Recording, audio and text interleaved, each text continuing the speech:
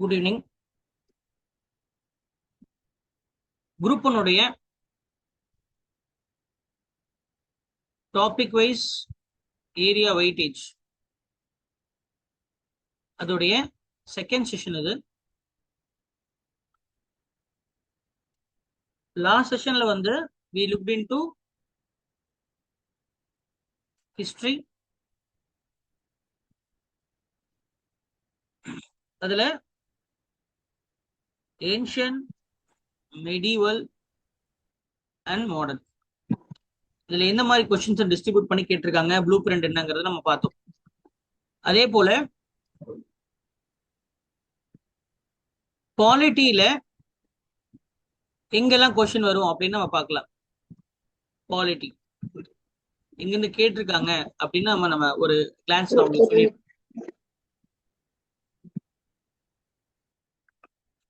First of all எங்கன்னு பாத்தீங்கன்னா recommendations of finance commissions,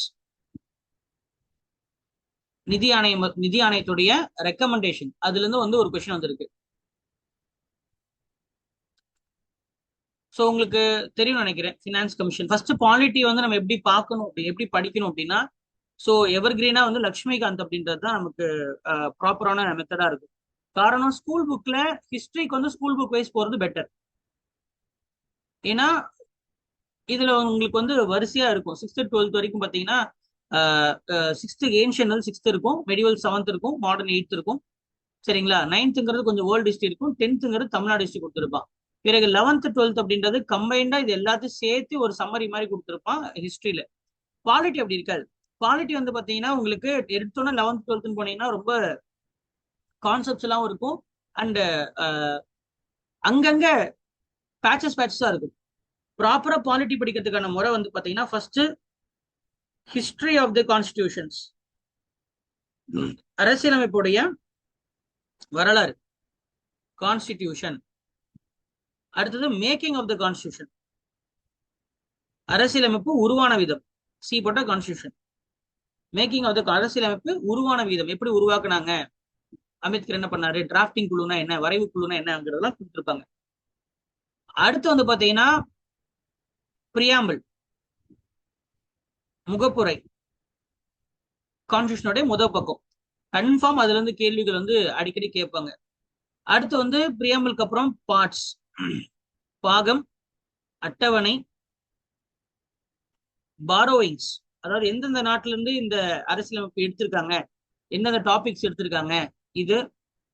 அடுத்து வந்து பாத்தீங்கன்னா இந்த இதெல்லாம் முடிச்சதுக்கு அப்புறம் ஆர்டிக்கல் 1ல இருந்து ஆர்டிக்கல் 51AK, ஆர்டிக்கல் 1ல இருந்து ஆர்டிக்கல் 51AK இது வரைக்கும் பாத்தீங்கன்னா உங்களுக்கு ஒரு ஹாஃப் கம்ப்ளீட் ஆகுது. பாலிட்டியோடைய ஒரு பாதி இது வரைக்கும் கம்ப்ளீட்டா படிச்சோம்னாலே நம்ம வந்து மார்க் ஸ்கோர் பண்ணலாம். ஸோ இது இந்த ஏரியால எப்படி கேள்வி கேட்டிருக்காங்க அப்படின்னு பாத்தீங்கன்னா, எங்க கேள்வி கேட்டிருக்காங்க அப்படின்னா ஆர்டிகல் 51AK வரைக்கும், ஆர்டிகல் 51AK வரைக்கும். லுக் அட் ஹியர், மொத்தம் 8 கேள்வி கேட்டிருக்கான். 1 இல்ல 2 இல்ல, மொத்தம் 8 கேள்வி. 8 கொஸ்டின்ஸ் வந்து ஆர்டிகல் 1ல இருந்து 51AK வரைக்கும். என்னன்னு தெரியும் உங்களுக்கு? யாருக்கா தெரியுமா? Can somebody tell me what is article 1 to 51AK? சரத்து 1ல இருந்து 51AK வரைக்கும் என்னென்ன வரும்? Fundamental duties.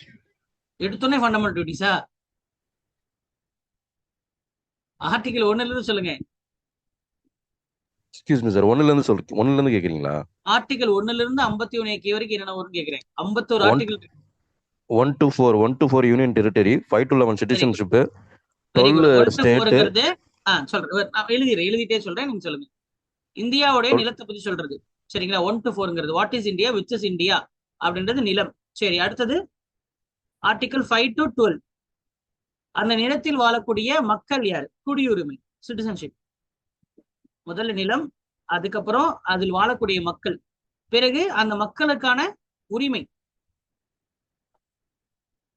11, 5 to 11 வரைக்கும் வரும். அப்புறம் 12 to 35. ஆமா, ஃபண்டமெண்டல் ரைட்ஸ். யாருக்கிட்ட இருந்து அந்த உரிமை கொடுக்குறாங்க அப்படின்னு பார்த்தோம்னா, அரசாங்கத்திடம் இருந்து தான் நமக்கு அந்த உரிமையை பெற்றுக் கொடுக்குறாங்க. அதான் ஃபண்டமெண்டல் ரைட்ஸ். அடுத்தது என்ன? 36 to 51. பிறகு அரசாங்கம் அந்த மக்களுக்கு என்ன செய்யணும், இது என்னன்னு சொல்லுவாங்க, அரசு நெறிமுறை கோட்பாடுகள் சொல்லுவாங்க இங்கிலீஷ்ல. Directive principles. டைரக்டிவ் பிரின்சிபல்ஸ் அப்படின்னா இந்த நிலத்தில் வாழக்கூடிய இந்திய மக்களுக்கு அரசாங்கம் என்ன செய்யணும். அடுத்தது 51A இருந்து K வரைக்கும் மக்கள் அரசாங்கத்துக்கு என்ன செய்யணும்.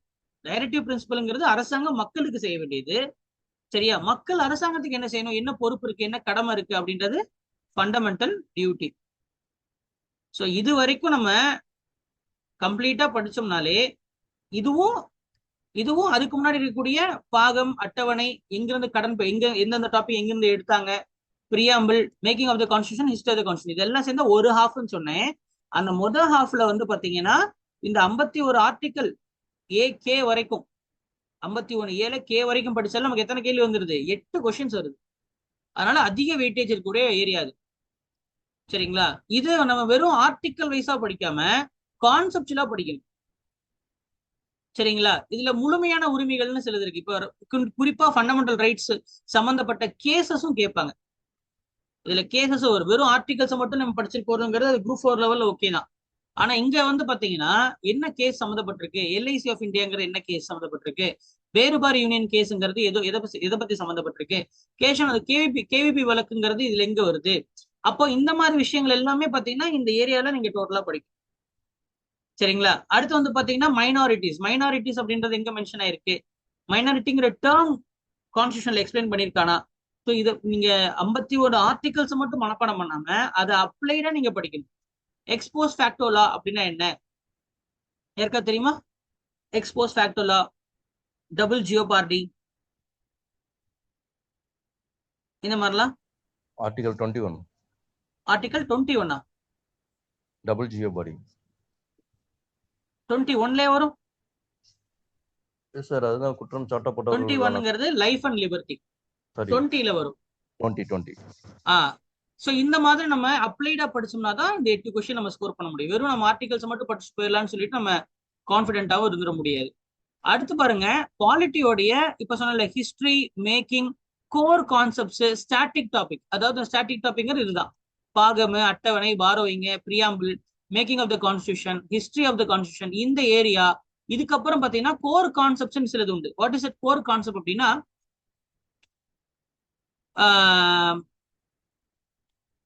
கோர் கான்செப்ட்ஸ் வந்து பாத்தீங்கன்னா நமக்கு வந்து salient features of the constitution சிலது இருக்கு. சரிங்களா, salient features of the constitution அப்படின்றது வந்து கான்ஸ்டிடியூஷனலிசம். இந்த வேர்டு கேள்விப்பட்டிருப்பீங்களான்னு தெரியல, இதெல்லாம் கிளாஸ்ல நம்ம எக்ஸ்பிளைன் பண்ணிருப்போம். Constitutionalism under federalism, unitary form of government. What is unitary? Parliamentary form of government, presidential form of government. இதுக்கெல்லாம் என்ன டிஃபரன்ஸ்? இது இந்த மாதிரி படிக்கிறது எல்லாமே கோர் கான்செப்ட்ஸ். அரசியலமைப்பு எப்படி உருவாகுதுங்கிற அந்த கோர் கான்செப்ட்ஸ் வந்து எந்த அடிப்படை, எந்த சாராம்சம். அதுக்கப்புறம் ரூல் ஆஃப் லா, முக்கியமான ஒரு topic rule of law. What is rule of law? சரிங்களா, இந்த மாதிரி கோர் கான்செப்ட்ஸ் நிறைய இருக்கு. இந்த கோர் கான்செப்ட்ஸும் இந்த மிச்சம் இருக்கக்கூடிய இந்த கொஸ்டின்ஸ் எல்லாம் சேர்த்து எத்தனை கேள்வி வந்திருக்கு? 5 வினாக்கள் வந்திருக்கு. அப்ப நான் இப்ப எழுதி போட்ட இந்த டாபிக் மட்டுமே நீங்க கோத்ரூ பண்ணா கான்செப்டுவலா படிக்கணும். குரூப் அண்ட் பொறுத்து கான்செப்டுவலா படிக்கணும். ரொம்ப ஃபேக்சுவல் கொஸ்டின்ங்கிறது ரொம்ப கம்மியா தான் கேட்பான். அப்படி படிச்சா 8 ஒரு 5 சேர்த்துனா எவ்வளவு ஆச்சு? 13 கேள்வி ஆச்சு. அதுக்கப்புறம் பாத்தீங்கன்னா முதல்ல என்ன பார்த்தோம்? நிலம். அதுக்கப்புறம் அதுல வாழக்கூடிய மக்கள், அந்த மக்களுக்கு என்ன உரிமை இருக்கு அரசாங்கத்திடமிருந்து. பிறகு அந்த அரசாங்கம் அந்த மக்களுக்கு என்ன செய்யணும், மக்கள் அரசாங்கத்துக்கு என்ன செய்யணும் அப்படின்னு முடிஞ்சதுக்கு அப்புறம் அடுத்தது அரசாங்கம் வருது. ஏன்னா நிலம், லேண்ட், பீப்புள். சரிங்களா, அதுக்கப்புறம் ஸ்டேட்னா அரசாங்கம். ஸ்டேட்ல என்னென்ன ஸ்டேட்ஸ் இருக்கு? ஸ்டேட்டுங்கிறது மாநிலத்தை குறிக்காது. பாலிட்டியில ஸ்டேட்னா கவர்மெண்ட்டை தான் குறிக்கும். ஃபர்ஸ்ட் யூனியன், ஒன்றிய அரசாங்கம், அப்புறம் மாநில அரசாங்கம், ஸ்டேட் கவர்மெண்ட். சரிங்களா, அதுக்கப்புறம் யூனியன் பிரதேசம், உள்ளாட்சி அரசாங்கம் சொல்லும் இல்லையா, லோக்கல் கவர்மெண்ட். இந்த மாதிரி படிக்கணும். இதுக்குள்ள வந்து யூனியன் கவர்மெண்ட்னா பிரசிடென்ட் வருவாரு. அடுத்த ஸ்டேட் கவர்மெண்ட் அப்படின்னா கவர்னர் வருவாரு. இங்க பிரசிடென்ட் வருவாங்க. இங்க கவர்னர் வருவாங்க. சரிங்களா? இவங்களை எல்லாத்தையும் நம்ம வந்து பார்த்துட்டு போகிறச்ச அங்கிருந்து எவ்வளவு கொஸ்டின்ஸ் வருது? சென்ட்ரல் கவர்மெண்ட்ல வெறும் ரெண்டு கொஸ்டின்ஸ் தான். ஸ்டேட் கவர்மெண்ட்ல ஒரு 3 கொஸ்டின். ஆக மொத்தம் இந்த ரெண்டு டாபிக்ல நம்ம ஆர்டிகல், அதுவும் பேசிக்கா ஆர்டிகல் வைஸ் கொஸ்டின்ஸ் அப்படின்றத நம்ம பார்க்கலாம். ஸ்டேட் கவர்மெண்ட் ஆர்டிகல்ஸ்னு கேட்டிருக்கான். இப்ப எந்த ஆர்டிகல் கவர்னருடைய பவர்ஸ் குறிக்கூடிய ஆர்டிகல், கவர்னருடைய மணிக்கும் அதிகாரம் எது, what are the pardoning powers of governor, அந்த மாதிரி ஆர்டிகல் பேஸ் பண்ணி 3 கொஸ்டின் கேட்டிருக்கான். அப்புறம் சுப்ரீம் கோர்ட், ஹை கோர்ட். ஸ்டேட்லயே பாத்தீங்கன்னா சுப்ரீம் கோர்ட், அதாவது ஜுடிஷியரி, நீதிமன்றங்கள், நீதிமன்றத்துடைய அதிகாரம் என்ன, ஃபங்க்ஷன்ஸ் என்ன, பவர்ஸ் அண்ட் ஃபங்க்ஷன்ஸ், அதை பேஸ் பண்ணி ஒரு கொஸ்டின். அப்புறம் கான்ஸ்டிடியூஷனல், நான் கான்ஸ்டிடியூஷனல் பாடிஸ், அதுல இருந்து ஒரு 2 கேள்வி. அரசியலமைப்பில் சொல்லப்பட்டுள்ள அமைப்புகள், அரசியலமைப்பில் சொல்லப்படாத அமைப்புகள். அதுக்கு ரெண்டுத்துக்கு ஏதாவது உதாரணம் சொல்ல முடியுமா? எனக்கு யாருக்காவது தெரியுமா? மணிவனுக்கு தெரியுமா? கான்ஸ்டிடியூஷனல் பாடி, அரசியலமைப்பில் சொல்லப்பட்டிருக்கிற அமைப்புகள். எக்ஸாம்பிள் சொல்லணும்னா எலெக்ஷன் கமிஷன், பினான்ஸ் கமிஷன், இதுல அரசியலமைப்பில் சொல்லப்பட்டிருக்கு. அரசியலமைப்பில் சொல்லப்படாத அமைப்புகள் நான் கான்ஸ்டிடியூஷனல், ஹியூமன் ரைட்ஸ் கமிஷன், நான் கான்ஸ்டிடியூஷனல் பாடிஸ். இந்த மாதிரி ஆமா, லோக் அதாலத், இந்த மாதிரிலாம் பாத்தீங்கன்னா உங்களுக்கு லோக் ஆயுக்தா, இதெல்லாம் நான் கான்ஸ்டிடியூஷனல் பாடிஸ். இதுல இருந்து 2 கொஸ்டின் வந்திருக்கு. அப்புறம் கமிஷன்ஸ், இது கம்ப்ளீட்லி அவுட் ஆஃப் ஏரியா. சரிங்களா? இது கொஞ்சம் டிஃபிகல்ட். எந்தெந்த ஆணையம் வந்து எது கூட சம்மந்தப்பட்டிருக்கு அப்படின்னு பார்க்கணும். சரிங்களா? லா கமிஷன்ஸ் பார்க்கணும். சரிங்களா? இதுல இருந்து ஒரு கொஸ்டின். அப்போ எவ்வளவு ஆச்சு? 1 3 6 7 7 9 9 ஒரு 13 வந்து பாத்தீங்கன்னா 22 கேள்வி, 22 கொஸ்டின்ஸ் அப்படின்றது வந்து பாத்தீங்கன்னா இங்க வந்து நம்ம படிச்ச டாபிக்ல இருந்து ஈஸியா அட்டன் பண்ணிடலாம். இந்த டாபிக், இந்த நம்ம சொன்ன இந்த டாபிக்ஸை மட்டும் நீங்க கோ த்ரூ பண்ணினாலே, அதாவது இதுதான் ப்ராப்பர் வே. இது நீங்க ஸ்கூல் புக் வைஸா படிக்கிறத விட இந்த ஆர்டர்ல படிக்கிறது தான் ரொம்ப ஈஸி. ஆர்டிகல் பேஸ் பண்ணி படிக்கிறது தான் ஈஸி. சரிங்களா? இதுதான் பாலிட்டியோடைய விஷயம். அடுத்து வந்து பாத்தீங்கன்னா எக்கனாமிக்ஸ் பார்க்கலாம். அடுத்து வந்து பாத்தீங்கன்னா எக்கனாமிக்ஸ். இதுல ஏதாவது டவுட் இருக்கா? பாலிட்டியில ஏதாவது டவுட் இருக்கா?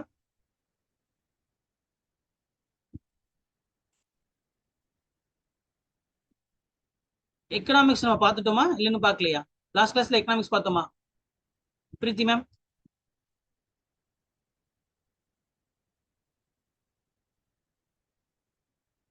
எக்கனாமிக்ஸ் பொறுத்த வரைக்கும் ஃபர்ஸ்ட் வந்து பிளானிங்,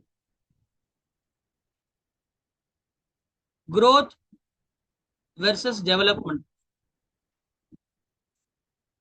பிளானிங்க்கு முன்னாடியே கோர் கான்செப்ட்ஸ், எக்கனாமியுடைய கோர் கான்செப்ட்ஸ் படிக்கணும். அப்புறம் பிளானிங், திட்டமிடுதல், 5 ஆண்டு திட்டம் சொல்லுவாங்க இல்லையா, 5 இயர் பிளான்.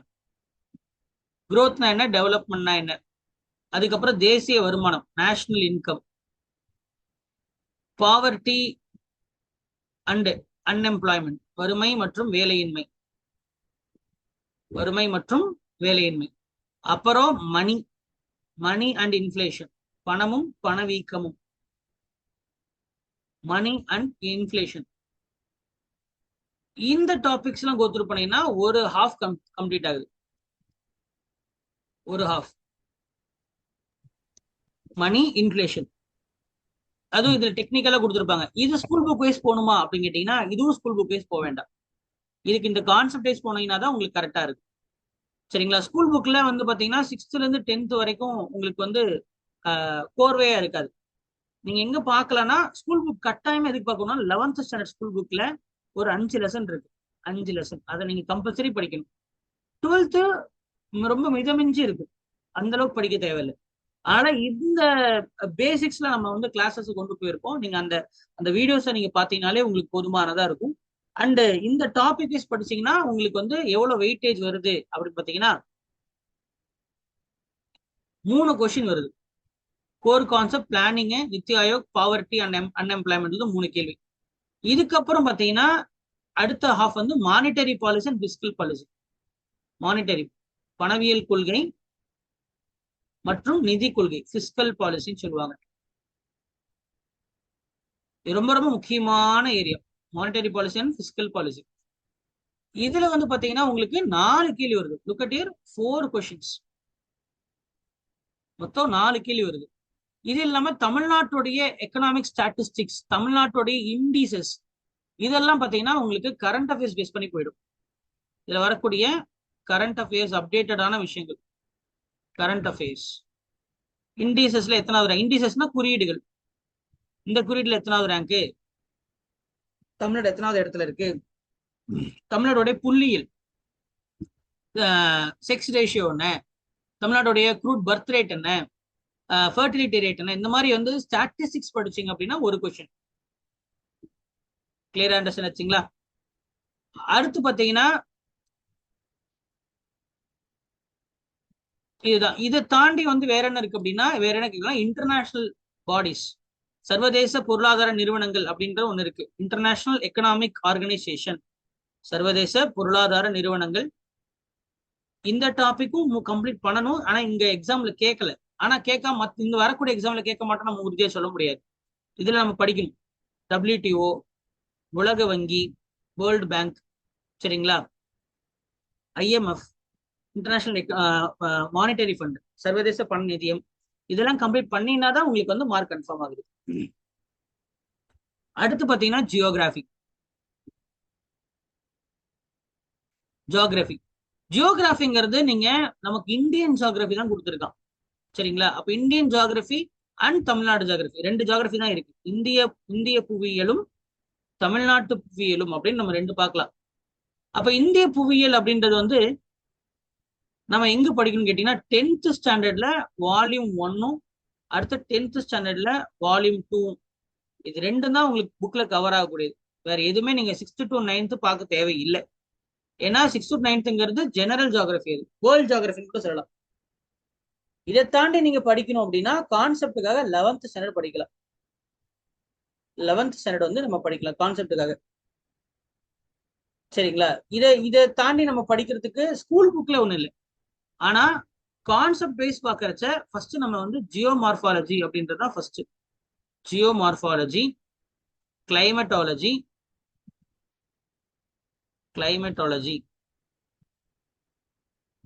ஓஷனோகிராஃபி, பேராளியியல், காலநிலையியல், புவிமேற்பரவியல், பயோஜியோகிராஃபி, உயிரி புவியியல், எக்கனாமிக் ஜியோகிராஃபி, பொருளாதார புவியியல், இது எல்லாமே பிசிக்கல் ஜியோகிராஃபிங்கிற சப்ஜெக்ட்குள்ள வரும். அடுத்தது ஹியூமன் ஜியோகிராஃபி, மானுட புவியியல்னு ஒண்ணு இருக்கு. ஹியூமன் ஜியோகிராஃபின்னு சொல்லுவாங்க. இதுலதான் வந்து பாத்தீங்கன்னா பாப்புலேஷன், மக்கள் தொகை, டீமோகிராஃபின்னு சொல்லுவாங்க இல்லையா, டீமோகிராஃபி, டிரான்ஸ்போர்டேஷன், கம்யூனிகேஷன், போக்குவரத்து, தொலைத்தொடர்பு, transportation, communication, mineral, communication, minerals, தாதுக்கள், எங்கெங்க இந்த தாதுக்கள் கிடக்கு, இதெல்லாம் பாத்தீங்கன்னா ஹியூமன் ஜியோகிராஃபின்னு சொல்லுவாங்க, சரிங்களா. இப்போ அந்த பேஸ் பண்ணி வந்து நமக்கு வந்து கேள்விகள் எங்க பரவி இருக்குன்னு பாத்தீங்கன்னா கிளைமேட்டாலஜில இருந்து 2 கொஸ்டின் இருக்கு. கிளைமேட்டாலஜி அதாவது ரெயின்ஃபால், மழைப்பொழிவு, சரிங்களா, புயல், வெப்பநிலை, இந்த மாதிரி வந்து காலத்துல அட்மாஸ்பியர்ல நடக்கக்கூடிய சப்ஜெக்டை தான் நம்ம என்ன சொல்லுவோம், கிளைமேட்டாலஜின்னு சொல்லுவோம். வானிலை மாற்றங்கள் என்ன, காலநிலை மாற்றங்கள் என்ன, தமிழ்நாட்டுல மழை எப்படி பெய்யுது அப்படின்னு கிளைமேட்டாலஜி கம்ப்ளீட்டா நீங்க படிக்கணும், சரிங்களா. அடுத்தது டிசாஸ்டர்ல இருந்து ஒரு கொஸ்டின் வந்திருக்கு. அப்புறம் சாயில்ல இருந்து ஒரு கேள்வி வந்திருக்கு. ரிவர்ல இருந்து ஒரு கேள்வி. அப்புறம் பாத்தீங்கன்னா பழங்குடியின மக்கள், ட்ரைப்ஸ், இந்த டீமோகிராஃபி நம்ம சொன்னோம் இல்லையா, பழங்குடியின மக்கள் எங்கெங்க வாழ்றாங்க அப்படின்ட்டு பழங்குடியின மக்கள், குறிப்பா PVTGs தான் படிக்கணும். பர்டிகுலர்லி வல்னரபிள் ட்ரைபல் குரூப்ஸ் சொல்லுவாங்க. இதெல்லாம் படிக்கணும். இதெல்லாம் படிச்சோம்னா நமக்கு, ஆமா. அதுக்கப்புறம் பாருங்க தமிழ்நாடு ஜியோகிராஃபி. தமிழ்நாடு இது அப்படியே நீங்க இந்த ஒட்டுமொத்த ஜியோகிராஃபியும் தமிழ்நாட்டுக்கு படிச்சா தமிழ்நாடு ஜியோகிராஃபி. இது 11th நமக்கு 11th ஸ்டாண்டர்ட்ல கிடையாது, 10th வால்யூம் 2 வந்து தமிழ்நாடு ஜியோகிராஃபி. அதுல இருந்து 2 கொஸ்டின், அதுல இருந்து 2 வினாக்கள். அப்போ இதுக்கு மொத்தமாவே 10 கொஸ்டின் தான். இதுலயே உங்களுக்கு பாருங்க, இது நம்ம ஸ்ட்ரக்சரலா படிச்சோம்னா ஸ்டாட்டிக் டாபிக் மட்டும் படிச்சு போனாலே அழகா பாக்கெட் பண்ணிடலாம். 2 3 4 5 9 கேள்வி. இதே எத்தனாச்சு? 9 கொஸ்டின்ஸ் ஆச்சு. 9 கொஸ்டின்ஸ். ஸோ இது வந்து ஜியாகிரபி பொறுத்த வரைக்கும் வந்து பாத்தீங்கன்னா ஜியோமார்பாலஜி தான் பெரிய ஏரியா.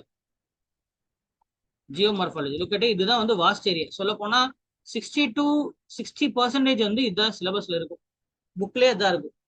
இமயமலைகள், பீடபூமிகள், கடற்கரை சமவெளி, கோஸ்டல் பிளைன்ஸ், இதெல்லாம் வரும். அப்போ இந்த ஜியோமார்பாலஜிங்க வந்து கொஸ்டின்ஸ் வந்து ரொம்ப கம்மியாக கேட்டிருக்கான். அதாவது லேட்டர் ஆஃப் வரக்கூடிய எக்ஸாம்லயும் அதே மாதிரி தான் கேட்பான்னு சொல்ல முடியாது. ஏன்னா அதுதான் பிகினிங்கே. ஜியோமார்பாலஜியை பேஸ் பண்ணி தான் நீங்க மற்ற எல்லாத்தையும் படிக்க முடியும். சரிங்களா? அதுதான் ஃபவுண்டேஷனுங்கிற மாதிரி வச்சுக்கோங்களேன்.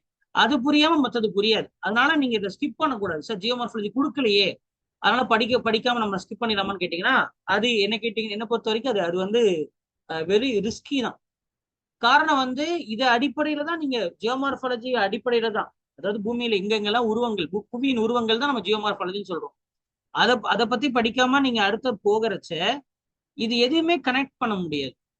எங்கெல்லாம் மலைகள் இருக்கு, எங்கெல்லாம் சமவெளிகள் இருக்கு, எங்க கடல் இருக்கு, சரிங்களா? அதெல்லாத்தையும் பார்த்தாதான் அது பண்ண முடியும். சமவெளிகள்னு என்ன அப்படின்னு தெரியணும். சரி, மவுண்டெயின் அப்படின்னு எனக்கு தெரியும். அதுவும் குறிப்பா வரைஞ்சு படிக்கணும். சரிங்களா? டிரா பண்ணி படிக்கலனாலே ரொம்ப கஷ்டம். மவுண்டெயின்ஸ் அப்படின்றத நம்ம வந்து முக்கியமா டிரா பண்ணி படிக்கணும். இப்படி போட்டா இங்க ஒரு மலை இருக்கு, அதுக்கப்புறம் இப்படி ஒரு மலை இருக்கு, இந்த மாதிரி ஒரு மலை இருக்கு. அப்ப இது இந்த 3 மலைக்கு நடுவில் கூடிய பகுதியை தான், மேடான பகுதியை தான் டெக்கான் பிளாட்டோன்னு நம்ம சொல்றோம். அதுக்கப்புறம் இப்படி ஒரு மலை இருக்கு, மேகாலயால இந்த மாதிரி 3 மலை இருக்கு. சரிங்களா?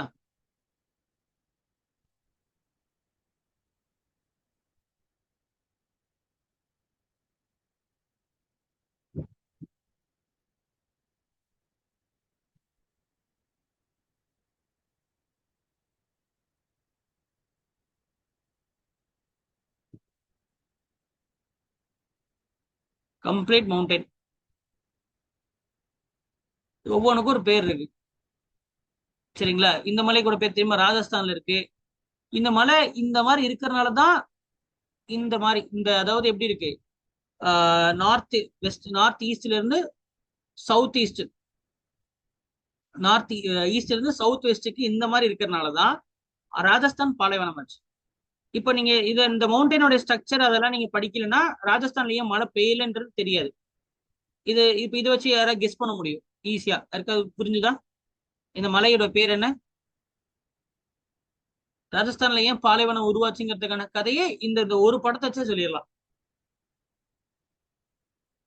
ராஜஸ்தான்ல டெசர்ட் தானே. Can anyone guess?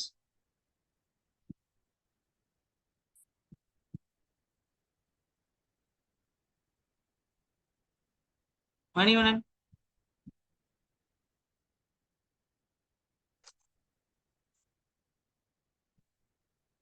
Abhila ma'am,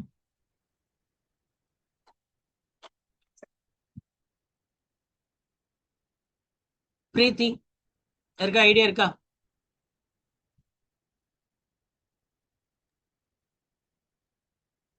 Aravalli. Very good. மலையோட பேர் ஆரவல்லி. ஆரவல்லி இந்த மாதிரி இருப்பதனால ஏன் ராஜஸ்தான்ல டெசர்ட் உருவாச்சு?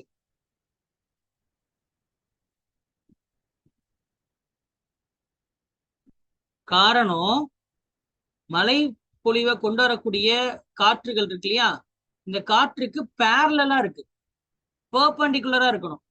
பெர்பெண்டிகுலர் இருந்தா மழை பெய்யும். அதான் மழை தடுப்பு மழை, ஓரோகிராபிக் ரெயின்ஃபால். அப்போ இந்த இந்த மழை, அப்போ ஜியோமார்பாலஜி படிச்சோம். அப்ப புரியுதா உங்களுக்கு நான் என்ன சொல்ல வரேன்ட்டு? ஜியோமார்பாலஜியை வச்சுதான் கிளைமேட்டே இருக்குன்னு நான் சொல்ல வரேன். இப்ப மேற்கு தொடர்ச்சியில இப்ப ஜூன் ஆரம்பிச்சதுன்னா உங்களுக்கு இந்த இடம் ஃபுல்லா மழை பெய்யும். இந்த இடம் எல்லாமே மழை பெய்யும். ஆனா தமிழ்நாட்டுல மழை பெய்யாது. ஏன் அப்படின்னு கேட்பான். தென்மேற்கு பருவக்காற்று தமிழ்நாட்டுக்கு மழைப்பொழிவை கொண்டு வரவில்லை. அதற்கு காரணம் என்ன அப்படின்னு கேள்வி வரும்போது, அப்ப இது கிளைமேட்டாலஜி கொஸ்டின் தான். ஆனா அது ஜியோமார்பாலஜி வச்சுதான் அந்த கேள்வி வருது. ஏன்னா வரக்கூடிய காற்றுகளை யார் நிப்பாட்டிடுறா? இந்த மலைக்கு பேர் என்ன? மேற்கு தொடர்ச்சி மலை, வெஸ்டர்ன் காட்ஸ். வெஸ்டர்ன் காட்ஸ் மலைக்கு மலை மறைவு பகுதி, ரெயின் ஷேடோ ரீஜன்ல தான் தமிழ்நாடு இருக்கு. அப்போ கோயம்புத்தூர், அதுக்கப்புறம் பாத்தீங்கன்னா some parts of Udumalaipettai, some parts of Nilgiri, அது அங்க மட்டும்தான் மழை பெய்யும். எங்க பாலக்காடு கணவாய் இருக்கோ அந்த கணவாயில அந்த காத்து ஸ்கிப் ஆகி எஸ்கேப் ஆகி வெளில வரும். அங்க மட்டும்தான் மழை பெய்யும், வேற எங்கேயும் மழை பெய்யாது. அப்ப இந்தியாவுக்கே மழை கொண்டு வரக்கூடிய தென்மேற்கு பருவக்காற்று தமிழ்நாட்டுக்கு மழை கொண்டு வரது இல்ல. இந்த மாதிரிலாம் ஸ்டேட்மெண்ட் வைஸ் கொஸ்டின் கேட்கறச்ச நீங்க லாக் ஆயிடுவீங்க. சரிங்களா? புரிஞ்சிக்கவும் முடியாது. இது புக்ல படிச்சாலும் புக்ல அந்த அளவுக்கு உங்களுக்கு வந்து என்ன இருக்காது, ஸ்டேட்மெண்டா கொடுத்துருக்க மாட்டான், படம் போட்டிருப்பான், வரைஞ்சிருப்பான். சரிங்களா? இப்ப இதே மாதிரி ஒவ்வொரு மலைக்கும் இந்த ஒவ்வொரு மவுண்டனுக்கும் ஒரு பேர் இருக்கு. ஒவ்வொரு மவுண்டனுக்கும் இதுக்கு பேர் என்ன, பாமீர் நாட், இதுக்கு என்ன காரகோரம், இதுக்கு பேர் என்ன ஜாஸ்கர், இதுக்கு பேர் என்ன லடாக், இது பீர்பாஞ்சல், ஹிமாச்சல் ஹிமாத்ரி சிவாலிக்ஸ், இதுக்கு பேர் Rajmahal, Garo Khasi Jaintia hills, Patkai Bum, Naga hills, Mizo hills, Arakan Yoma, Satpura மலைகள், விந்திய மலைகள், Hindu Kush mountain, Sulaiman ranges, Kirthar ranges, Eastern Ghats, Western God's.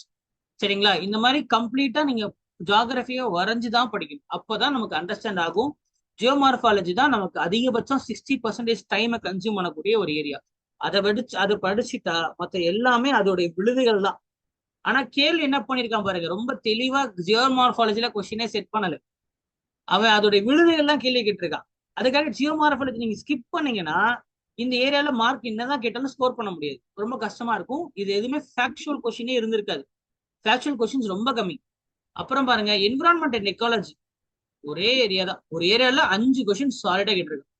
And environment and ecology தெரிஞ்சுக்கிறதுக்கும் நமக்கு ஜியாகிரபி தேவை. பிகாஸ் ஜியாகிரபி ஸ்கூல் புக்ல அழகா ஒரு குறிப்பிட்டிருப்பான், என்னன்னா மதர் ஆஃப் ஆல் சயின்சஸ் சொல்லியிருப்பான், அறிவியலின் தாய். அதை நீங்க இந்தியா பத்தி படிக்கும் போது இந்தியாங்கிற நிலம் எப்படி எப்பேற்பட்டது அப்படின்ற அந்த நிலத்தை நீங்க கம்ப்ளீட்டா படிச்சாதான் அதை சம்பந்தப்பட்ட மற்ற என்விரான்மெண்ட் எக்காலஜி எல்லாத்தையும் நீங்க என்ன பண்ண முடியும், சம்மரைஸ் பண்ண முடியும். இப்ப நான் சொன்னதுல எந்த டவுட் இருக்கா? ஜியாகிரபி அண்டர்ஸ்டாண்ட் ஆச்சா? So polity, geography, economics, history, geography, polity, economics 4 முடிஞ்சு. சயின்ஸ் வர பட்சத்துல சயின்ஸ்ல மார்க் கம்மி தான். ஸோ வெயிட்டேஜ் பாருங்க எங்க கேட்டிருக்கான் அப்படின்னு பாத்தீங்கன்னா, வெறும் டிசீஸ், ஒரே ஒரு மெட்டீரியல் இருக்கு டிசீஸ்க்கு, அதை மட்டும் பார்த்துட்டு போனாலே போதும். அப்புறம் பிளான்டோட டைப்ஸ், எப்படி வகைப்படுத்துவாங்க, பாட்னில இருந்து ஒரு கேள்வி கேட்டிருக்கான். பிளான்ட்ல என்னென்ன டைப்ஸ் இருக்கு, எப்படி நம்ம கிளாசிஃபை பண்ணுவாங்க பிளான்ஸ் இருக்க தெரியுமா? பிளான்ஸ் எப்படி கிளாசிஃபை பண்ணுவாங்க? First thallophytes, bryophyte, pteridophyte, gymnosperm, angiosperms. மொத்தம் 5 வகையான வகைப்பாடாக நம்ம தாவரங்களை பிரிக்கிறோம். அதுல ஆஞ்சியோஸ்போம்ஸ் தான் நம்ம பூக்கும் தாவரம் சொல்றோம், ஃபிளவரிங் பிளான்ஸ். பூ பூக்கிற தாவரம், பூ பூக்கு மகரந்த சேர்க்கை நடந்து கனி காய்ச்சு விதை பரப்பப்படக்கூடியது வந்து ஃபிளவரிங் பிளான்ஸ். விதை மூடா தாவரங்கள் அப்படின்ற ஜிம்னோஸ்போம்ஸ்.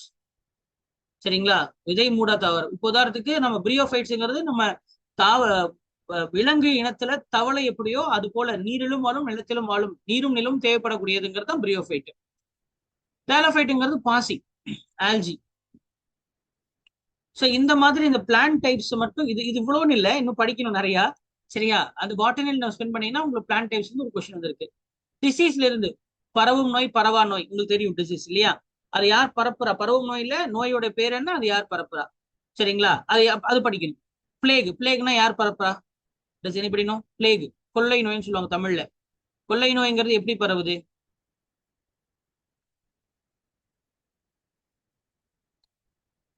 படிச்சிருக்கீங்களா? ஸோ கம்ப்ளீட்டா எத்தனை டிசீஸ் இருந்துட்டு போகுது? ஒரு 50 டிசீஸ் தான் இருக்கும். 50 டிசீஸும் படிக்கணும். யாருக்கா தெரியுமா? பிளேக், எர்சீனியா பெஸ்டிஸ்ங்கிறது தான் பரப்பக்கூடியது. அந்த மாதிரி ஒவ்வொரு டிசீஸ்க்கும் நீங்க என்ன பண்ணணும், அதை யார் வந்து ஸ்ப்ரெட் பண்றா? சரியா? வெக்டார்ஸ் ஏதாவது இருக்கா? ஓகேங்களா? இல்ல அது வந்து ஜூனோட்டிக் டிசீஸான்னு பார்க்கணும். அதாவது விலங்குகள் மூலியமா பரவக்கூடியதா அப்படின்றத பத்தி கம்ப்ளீட்டா அதோட சிம்டம்ஸ் என்னென்ன இதையும் படிக்கணும். வெறும் நம்ம வந்து பரப்பிகள் மட்டும் நம்ம பார்க்க முடியாது. அடுத்து பாத்தீங்கன்னா பிசிக்ஸ்ல லாஸ் அண்ட் பிரின்சிபல்ஸ் இந்த மட்டும் 3 கொஸ்டின். கெமிஸ்ட்ரியில ஆசிட் பேஸ் ஃபார்முலா ஒரே ஒரு கேள்வி தான், ஒரே ஒரு கொஸ்டின் தான் வந்திருக்கு. ஒரே ஒரு கொஸ்டின் தான் ஆசிட் பேஸ் ஃபார்முலா இருந்து. கரண்ட் அஃபேர்ஸ் பேஸ் பண்ணி அவார்ட்ஸ் அண்ட் ஹானர்ஸ் வந்து 4 கொஸ்டின் கேட்டிருக்கான். இப்போ வரக்கூடிய டாபிக்ல இது வராது, இது மட்டும் ஸ்கிப் ஆயிடும். ஏன்னா அந்த டாபிக்கை தூக்குனதுனால இது வராது. அவார்ட்ஸ் அண்ட் ஹானர்ஸ்ங்கிற பேஸ் பண்ணி கொஸ்டின்ஸ் வந்து கேட்க மாட்டான். அப்புறம் பேலன்ஸ் வந்து பாத்தீங்கன்னா லேர்னிங் மெத்தட்ஸ் இதையும் நமக்கு வந்து வாய்ப்புகள் கம்மி தான், இதுவும் தூக்கிட்டான். ரேண்டம் ஃபேக்ட்ஸ், அதாவது ரொம்ப ரொம்ப ரேண்டமா, அதாவது சிலபஸ்ல வந்து எங்க கேட்கணும், புக்ல இருக்கிறது, புக்கை ஒன்றி படிக்கக்கூடியது, எதை தாண்டி போனாலும் நமக்கு வெறும் ஜிகே வச்சுதான் நம்ம இதை அடிக்கவே முடியும் அப்படின்ற கேள்விகள் 12 கேள்வி வந்திருக்கு. அது சவாலான கேள்விகள் தான். சரிங்களா, நம்ம அது வந்து நீங்க எப்படி படிச்சுட்டு போனாலும் அங்க ஆன்சர் பண்றது வந்து அங்க அந்த டைம்ல உங்களுடைய சாமர்த்தியமும் உங்க நாலேஜ் தான் நீங்க போக முடியும். அடுத்து பாருங்க, இம்பார்ட்டன்ஸ், முக்கியமான தேதி. கடைசி 6 மாசம் படிச்சாலே 6 கொஸ்டின் வந்துருச்சு. இதுக்கு நாங்க ஒரு கரண்ட் அஃபேர்ஸ் கம்பைலேஷன் கொடுப்போம். கரண்ட் அஃபேர்ஸ் கம்பைலேஷன் நிறைய பேர் என்ன பண்ணுவாங்கன்னா, சில பேர் சொல்லுவாங்க டெய்லி 1 மணி நேரம் கரண்ட் அஃபேர்ஸ் பார்க்கணும் அப்படின்னா, எதுக்கு 6 கேள்விக்கு உட்காந்து எதுக்கு டெய்லி பாக்குறேன் அப்படிதான் நான் கேட்பேன். சரிங்களா, அதெல்லாம் பார்க்கணும்னு அவசியமே இல்லை. நீங்க நம்ம கொடுக்கக்கூடிய சம்மரைஸ் பண்ணி உங்களுக்கு ஒரு கம்பைலேஷன் கொடுப்போம். அதுல ஒரு 300 400 கொஸ்டின் வரும். அதை மட்டும் மனப்பாடம் பண்ணிட்டு போங்க. சரிங்களா, அதையும் தாண்டி 2017 18 தான் கேள்வி கேட்டாலும் ஒன்றும் சொல்ல முடியாது. சரிங்களா, அது வந்து ஜெனரல், அது வந்து ஜிகே. ஜிஎஸ்டி எப்ப வந்துச்சு அப்படின்றலாம் கரண்ட் அஃபேர்ஸ் கிடையாது, அதெல்லாம் ஜிகேவா மாறிடுச்சு. அதெல்லாம் இப்போ சமீப காலத்தில் நடந்த நடப்பு நிகழ்வுகள்ங்கிறது 6 மாசத்துக்கு படிச்சா போதும். அதுல இருந்து நமக்கு 6 மாசம் படிச்சா 6 கேள்வி. அது எங்க படிக்கிறதுனா, நீங்களும் ஒவ்வொன்றா தெளிவு, அதுவும் ரொம்ப அதிகம். நாங்களாம் செலக்டிவா ஒரு ஒரு 30 40 பக்கத்துக்கு ஒரு கம்பைலேஷன் கொடுப்போம். அதை பார்த்தா போதுமானது. சரிங்களா, அடுத்து பாத்தீங்கன்னா பாலிட்டிலே கரப்ஷன் மெஷர்ஸ் ஒன்று இருக்கு.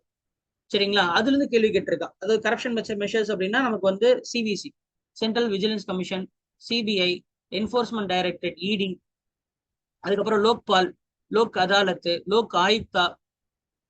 சரியா, இதெல்லாம் தான் corruption measures, anti corruption measures சொல்லுவாங்க. சரிங்களா, அதுக்கப்புறம் லாஸ், பிஎம்எல்ஏ, ஃபெரா, பிஎம்எல்ஏ, ஃபெரா, ஃபெமா, பினாமி டிரான்சாக்ஷன் ஆக்ட், பிடிஏ, இதெல்லாம் சட்டத்துடைய பேர். இதுல என்னென்ன சொல்லப்பட்டிருக்கு அப்படின்றத நம்ம பார்க்கணும். அதெல்லாம் பார்த்தோம்னா தான் ஒட்டுமொத்த கரப்ஷன் மெஷர்ஸே கம்ப்ளீட் ஆகுது. மத்திய அரசாங்கத்துடைய திட்டங்கள் மற்றும் கொள்கைகள் இருந்து 12 வினாக்களும், தமிழ்நாடு திட்டங்கள்ல இருந்து ஒரு 8 வினாக்களும் பாத்தீங்கன்னா, ஆக மொத்தம் ஸ்கீம்ஸை மட்டும் படிச்சாலே 20 வினா. இதே நீங்க தொலைவிட்டு இருக்கணும், நாங்க அதுக்கு ஒரு கம்பைலேஷன் வச்சிருக்கோம். அந்த கம்பைலேஷன் மட்டும் நீங்க பாத்தீங்கன்னாலே போதுமானது. சரிங்களா, ரைட்டு. அப்புறம் ஆத்தர்ஸ் அண்ட் மேகசின், இதுவும் இந்த வாட்டி வரதுக்கு வாய்ப்புகள் இல்லை. சிலபஸ்ல தூக்கிட்டான், மறுபடியும் கேட்டானா நம்ம அவனை கேட்கணும், எதுக்கு நீ தூக்கிட்டு மறுபடியும் சிலபஸ்ல போட்டிருக்கேன் நம்ம கேட்கணும். சரியா, அப்புறம் நம்ம இதெல்லாம் பார்த்தாச்சு, திருக்குறள் சார்ந்ததெல்லாம் போன வீடியோஸ்லயே பார்த்தாச்சு. வேற ஏதாவது விட்டுருக்கோமா?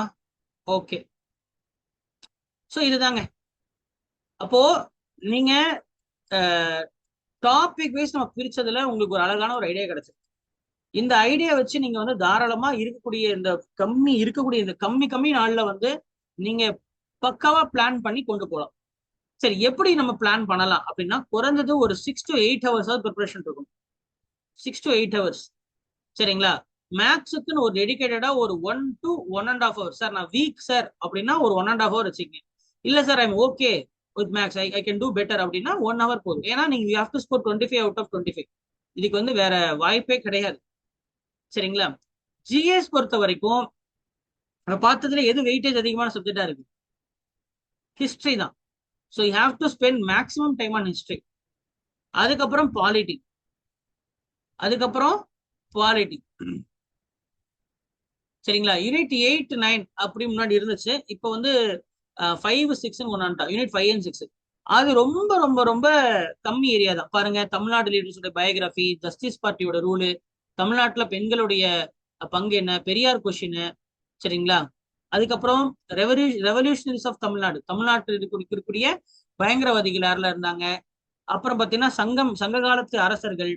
அதுக்கப்புறம் கல்வெட்டியல், அப்புறம் இன்ஸ்கிரிப்ஷன்ஸ், அப்புறம் தொல்பொருள் ஆய்வுகள் எங்க இருக்கான்னு 2 கேள்வி இருக்கலாம். அப்புறம் திருக்குறள் வந்து 11 கேள்வி. அப்புறம் மற்ற இலக்கியங்கள், புற இலக்கியங்கள் வந்து 7 கேள்வி. ஆக மொத்தம் இதே 18 கொஸ்டின்ஸ் ஆச்சு. சரியா, இலக்கியம், தமிழ் இலக்கியங்கள் மட்டும் 18 கேள்வி. அப்போ இந்த ஏரியா ரொம்ப சின்னதுதான். சப்ஜெக்ட் வைஸ் வெயிட்டேஜ்ங்கிறது ஒண்ணு, தமிழ்நாட்டுடைய வரலாறு படிக்கிறீங்க.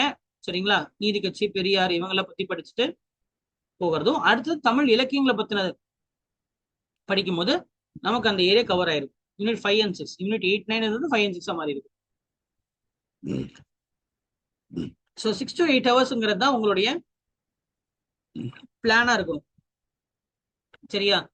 அதுக்கப்புறம் உங்களுக்கு இப்போ கொடுத்துருக்கூடிய அந்த 15 டெஸ்ட் இருக்கக்கூடிய டெஸ்ட் பேட்ச்ல ஜாயின் பண்ணிருக்கக்கூடிய நபர்கள் என்ன பண்ணலாம், தாராளமா இதை படிச்சு போய் டெஸ்ட் எழுதலாம்.